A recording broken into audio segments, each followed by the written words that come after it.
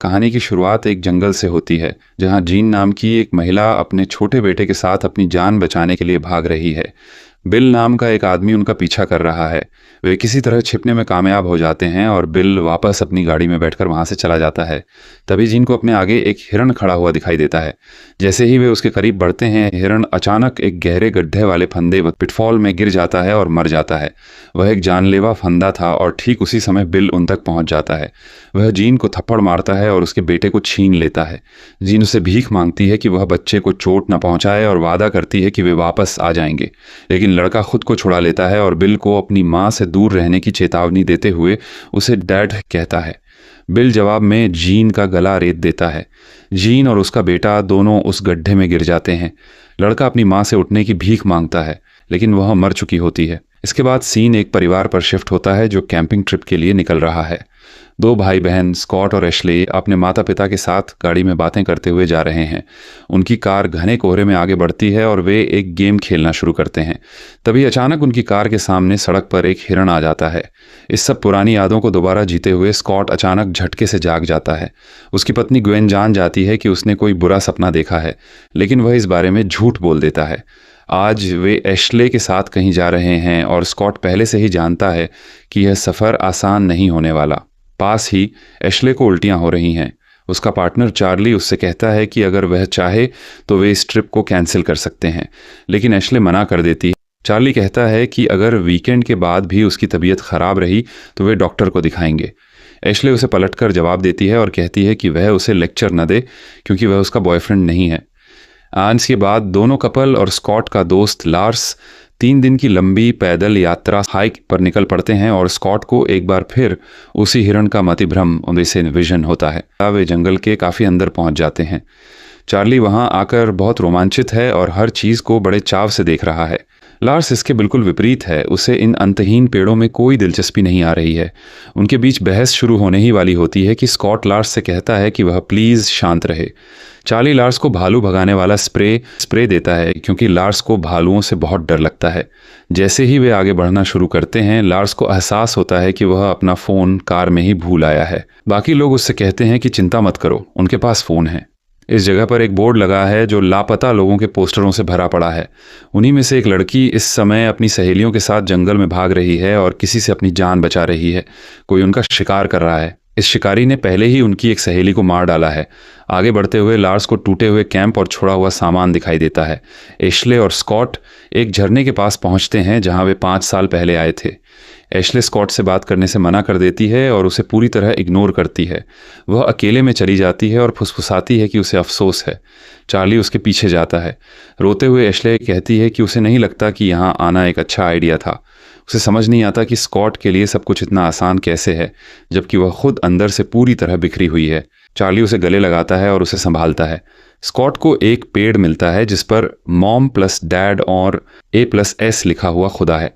Charlie सबको ये झूठ बोलने का ऑफर देता है कि उसे बुखार है ताकि वे वापस लौट सकें, लेकिन एशले रुकने का फैसला करती है और यहाँ कोई छुपकर इन दोनों को देख रहा है।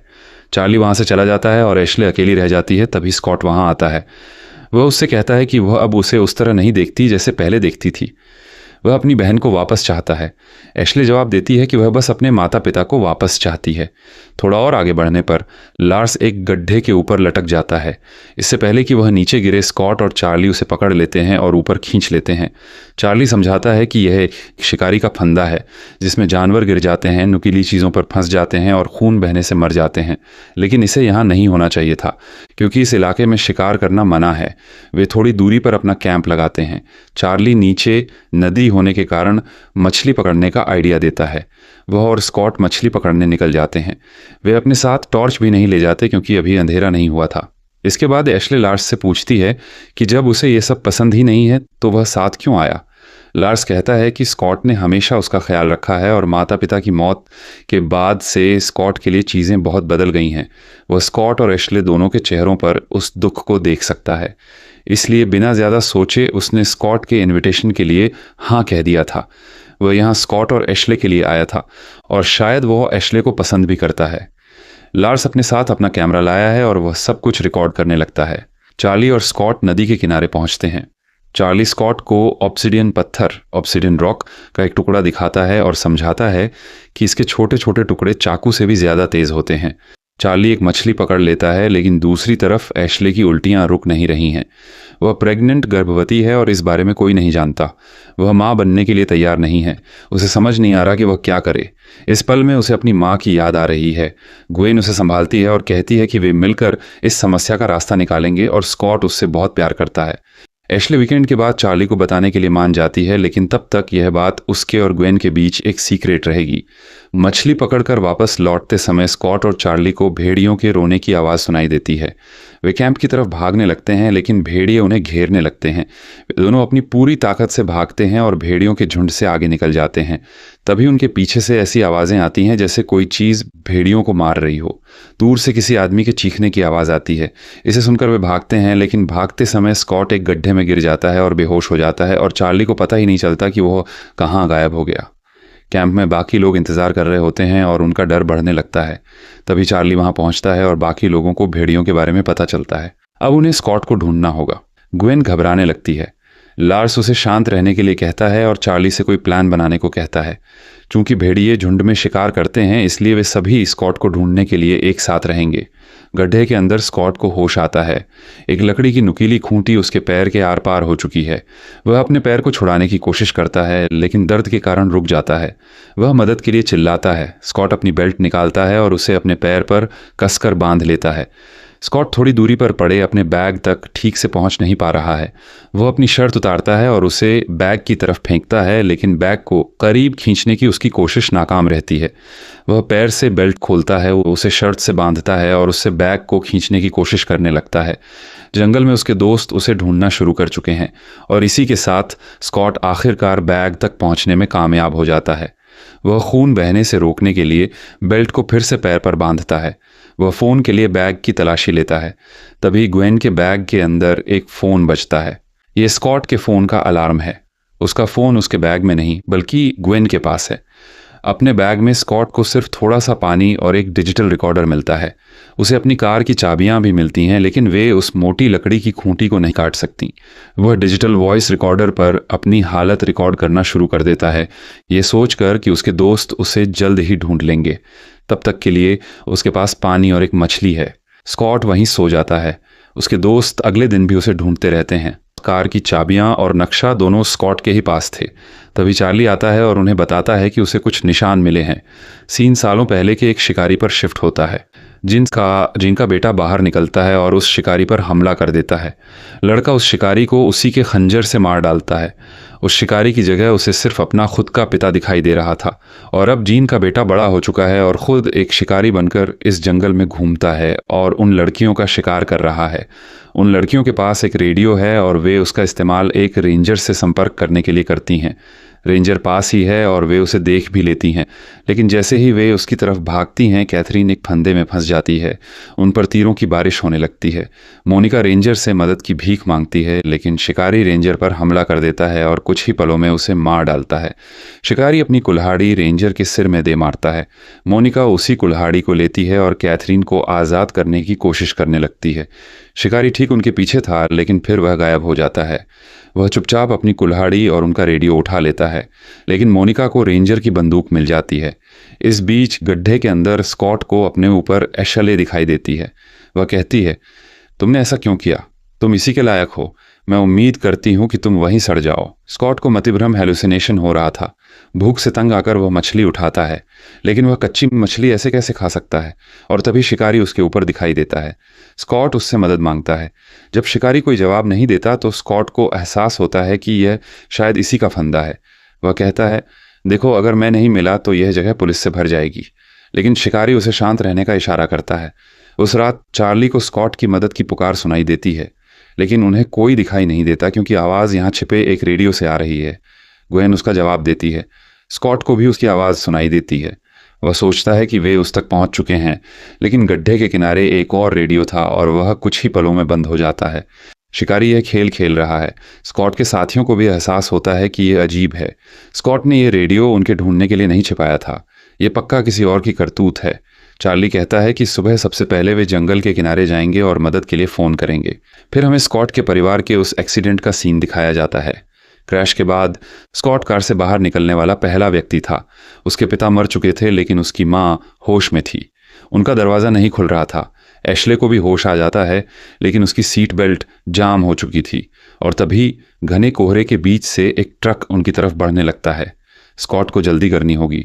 वह एशले को छुड़ाने की कोशिश करता है, लेकिन एशले उससे कहती है कि वह माँ को बचाए।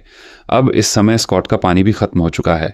स्कॉट रिकॉर्ड करता है कि उसे लगता है कि उनका शिकार किया जा रहा है और तभी एक कीड़ा अंदर रेंगता है और उसके घाव में घुस जाता है।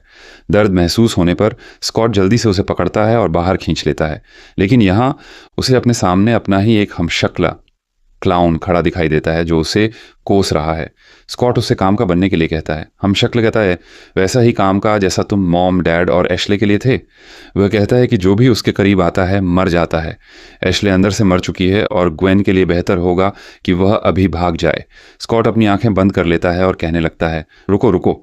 उसका हमशक्ल उसे एक कातिल कह रहा था।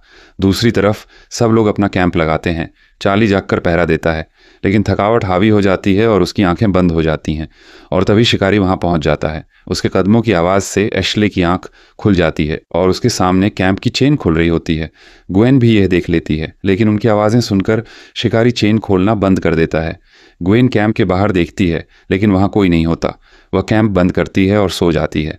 सुबह जब वह उठती है तो कैंप खुला हुआ था। चार्ली सोया हुआ है, उनके फ़ोन गायब हैं। ग्वेन सबको पिछली रात की घटना के बारे में बताती है कि कोई यहाँ आया था। लार्स का कैमरा भी गायब है। अब उन सबको यकीन हो चुका है कि बाहर कोई है जो उनके साथ खिलवाड़ कर रहा है और अब फ़ोन गायब होने के कारण वे मदद के लिए भी नहीं बुला सकते। ग्वेन सुझाव देती है कि वे बस तब तक चलते रहें जब तक उन्हें लोग न मिल जाएं। थोड़ा और आगे बढ़ने पर ग्वेन एशले से कहती है कि वह उसके साथ थोड़ा नॉर्मल बर्ताव करे। वह कहती है कि उसने और स्कॉट दोनों ने उसके लिए खड़े रहने की कोशिश की, लेकिन वह अपने भाई को एक ऐसी चीज़ के लिए सज़ा दे रही है जिसे वह बदल नहीं सकता।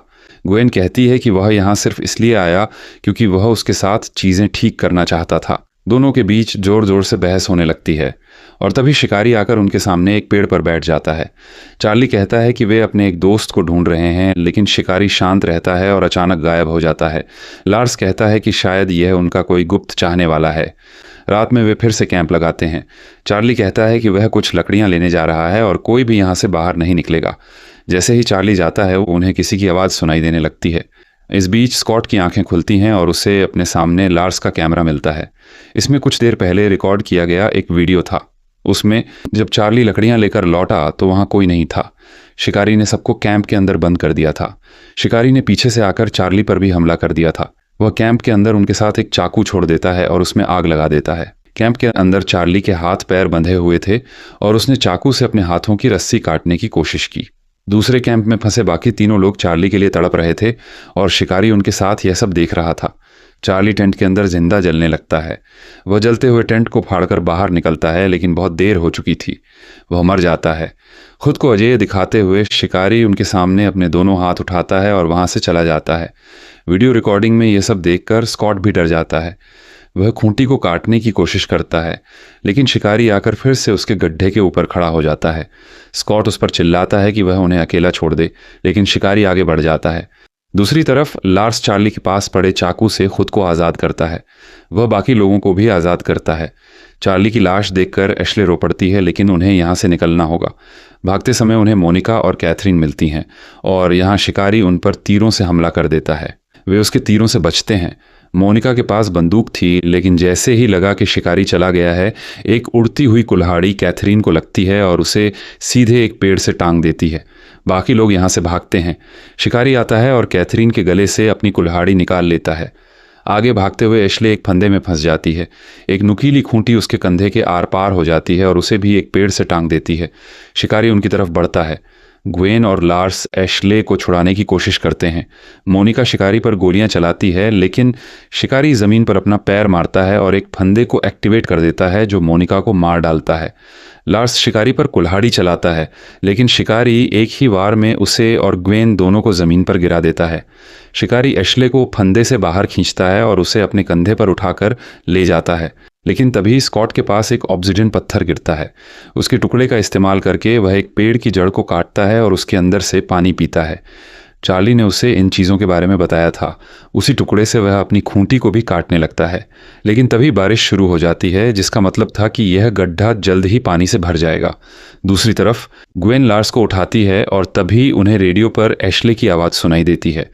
लार्स किसी सुराग के लिए आवाज़ को ध्यान से सुनता है और उसे एक झरने की आवाज़ सुनाई देती है। उन्हें मरी हुई कैथरीन की बंदूक भी मिल जाती है। गड्ढे के अंदर से स्कॉट को एशले की आवाज़ सुनाई देती है। शिकारी ने उसे एक टूटते हुए लॉक से बांधकर गड्ढे के ऊपर लटका दिया था। वह एशले से कहता है, अब तुम सुरक्षित हो ममा। वह स्कॉट से कहता, अब यह तुम्हें मरते हुए देखेगी पापा। एशले कहती है, हम तुम्हारे माता पिता नहीं हैं। लेकिन शिकारी वहां से चला जाता है। दूसरी तरफ से लार्स और ग्वेन यहाँ पहुंचते हैं। जैसे ही ग्वेन स्कॉट का नाम सुनती है, वह उसकी तरफ भागती है और एक फंदे में फंस जाती है। यह देखकर लार्स पीछे हट जाता है। एशले हवा में लटक रही थी और उसका हाथ जमीन पर लगे एक भालू के फंदे से बियर ट्रैप के अंदर था। शिकारी आता है और भालू के फंदे को खींचता है और एशले दर्द से चीख पड़ती है। लेकिन तभी उसे लार्स की आवाज़ सुनाई देती है। लार्स के पास एक खंजर था। वह अंधेरे में शिकारी से छिप जाता है। ग्वेन के पास भी एक खंजर था और तभी बारिश भी शुरू हो जाती है। स्कॉट खूंटी को काटने की कोशिश कर रहा है, इसलिए एशले भी एक नुकीली चीज़ से अपने हाथ की रस्सी काटने लगती है। लार्स शिकारी पर हमला करता है और ग्वेन अपने पैर की रस्सी काट लेती है। लेकिन वहाँ शिकारी लार्स पर तीरों से हमला कर देता है, जिससे लार्स बमुश्किल बच पाता है। ग्वेन उसे अपना खंजर भी दे देती है और लार्स उसे लेकर भागता है। गड्ढा पानी से भरने लगा था। लट्ठा टूटने ही वाला था, इसलिए ग्वेन पास में पड़ी बंदूक उठाने की कोशिश कर रही है। लार्स और शिकारी के बीच लड़ाई शुरू हो जाती है। शिकारी लार्स से कहीं ज़्यादा ताकतवर है, लेकिन लार्स उसे कुछ बार चाकू मारने में कामयाब हो जाता है। लेकिन शिकारी पलटवार करता है और लार्स को बुरी तरह पीटता है। तभी ग्वेन किसी तरह खुद को घसीटती हुई आती है और बंदूक उठा लेती है। शिकारी लार्स के गालों के आर पार एक चाकू घोंप देता है, लेकिन तभी ग्वेन उसे गोली मार देती है। लेकिन आखिरी बुलेट थी और अब तक पानी स्कॉट के चेहरे के ऊपर पहुंच चुका था। पानी के अंदर भी स्कॉट अपनी खूंटी को काटने का काम जारी रखता है और वह आखिरकार उसे काट देता है। उसे उस एक्सीडेंट का एक मतिभ्रम होता है, जिसमें वह अपनी माँ की तरफ का दरवाज़ा नहीं खोल पाता और उन्हें खिड़की से बाहर भी नहीं खींच पाता, क्योंकि वह फंसी हुई थी। उसकी माँ ने उससे कहा था कि जब तक समय है एशले को बचा ले। इसलिए एशले भी अब उससे कहती है कि वह बस दूसरों को बचाए, उसे नहीं। स्कॉट को याद आता है कि कैसे उसकी माँ ने उससे कहा था कि वह उसे कोई नुकसान न पहुंचने दे। एशले अब कहती है, I was going to be a mother. मैं माँ बनने वाली थी, लेकिन एक बुरी माँ। ये किस्मत में नहीं था। मैं 5 साल पहले ही मर गई थी। लेकिन स्कॉट कहता है कि अगर उसकी बात सच है तो वह और उसका बच्चा ही आखिरी चीज़ हैं जो उसके पास बचे हैं और वह उसे जाने नहीं देगा। स्कॉट उसी खूंटी के 2 टुकड़े लेता है और उनकी मदद से गड्ढे पर चढ़ना शुरू कर देता है। उसका हमशक्ल उसे रोकने की कोशिश करता है, लेकिन स्कॉट उसे नीचे लात मार देता है और ऊपर बढ़ जाता है। बाहर ग्वेन अपना हाथ भालू के फंदे से बाहर खींचती है। इसलिए जिस तरह स्कॉट ने उस एक्सीडेंट के दौरान एशले को समय पर बचाया था, आज भी वह उसे गिरते ही पकड़ लेता है और बचा लेता है। वहां शिकारी लार्स को मारने ही वाला था कि लार्स उस पर भालू स्प्रे छिड़क देता है। ग्वेन ने उसके सामने एक भालू का फंदा रख दिया था। शिकारी खुद को छुड़ाने की कोशिश करता है। ग्वेन ने स्कॉट को देखा, लेकिन तभी शिकारी ने पीछे से उसे चाकू मार दिया। वह ग्वेन को भी मार डालता है। इसके बाद गुस्से में स्कॉट शिकारी को अपने पास बुलाता है। वे सब मिलकर शिकारी पर हमला करते हैं और मरते समय शिकारी को अपनी माँ की याद आती है। वह कहता है, भागो ममा, वह तुम्हें चोट पहुंचाने वाला है। वह उसी गड्ढे में गिर जाता है। इस समय तक अगली सुबह हो चुकी थी। ग्वेन नहीं बची थी। बाकी तीनों एक दूसरे का सहारा लेकर यहाँ से बाहर निकल गए। फिर कुछ समय बाद एक छोटा बच्चा इस गड्ढे को देखता है, लेकिन उसे भी कोई किडनैप कर लेता है और इसी के साथ ये कहानी यहीं ख़त्म होती है। दोस्तों, उम्मीद है आपको यह खौफनाक और रोमांचक कहानी का हिंदी रिकैप पसंद आया होगा। अगर आप इस चैनल को सपोर्ट करना चाहते हैं तो नीचे दिए गए मेरे पर्सनल UPI QR कोड पर 10 रुपये या 20 रुपये का एक छोटा सा डोनेशन दे सकते हैं। कहानी अच्छी लगी हो तो वीडियो को लाइक करना और चैनल को सब्सक्राइब करना बिल्कुल ना भूलें। मिलते हैं अगले वीडियो में। धन्यवाद।